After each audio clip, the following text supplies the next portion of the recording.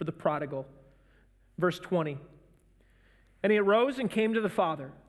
But while he was still a long way off, his father saw him and felt compassion and ran and embraced him and kissed him. And the son said to him, Father, I have sinned against heaven and before you. I am no longer worthy to be called your son. But the father said to his servants, bring quickly the best robe and put it on him. And put a ring on his hand and shoes on his feet, and bring the fattened calf and kill it, and let us eat and celebrate, for my son was dead and is alive again. He was lost and is found, and they began to celebrate. Now, most of us kind of have a TV version of how this goes, right? We start to play that reel in our head, and we start to think about, the Waltons, right? That house up on the hill, long, dusty road. We picture, Pa out there in the morning. He's got his cup of coffee. He's got his dog there, just hanging out.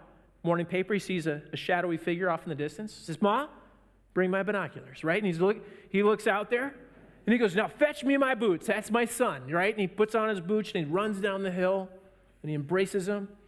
And he says, hey, we're going to celebrate. John boys come home, right? For anybody wondering about that reference, it's a show. It was good. But the setting of Jesus' story is quite different.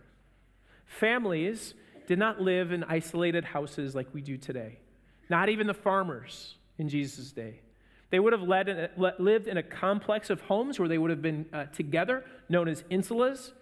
In this traditional setting, the son's return would have spread like wildfire, right? Because people appreciate the landowner. The people that are working for the landowner, they appreciate what they're doing, what they're providing, what they're giving them, because they're giving them stability, they're giving them a refuge, they're providing food, they're providing shelter, they're providing a salary, depending on their level within that homestead. And so the return of the son would have been kind of a big deal. In fact, word of the son probably would have made it to the father before the son ever even was able to get into the home. And so it would have been the father waiting for the son to come and beg for forgiveness. And what Jesus does is he turns the whole story on its head. And instead, the father, in this unprecedented move, in a humiliating way, runs to the son and embraces the son. In this traditional setting, the son, as he's returning, the father puts on this tremendous display of mercy and grace. Jesus paints this new picture. Compelled by love, the father takes action and rushes to welcome his son.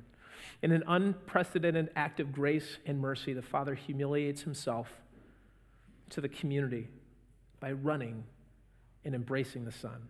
In our story, the son was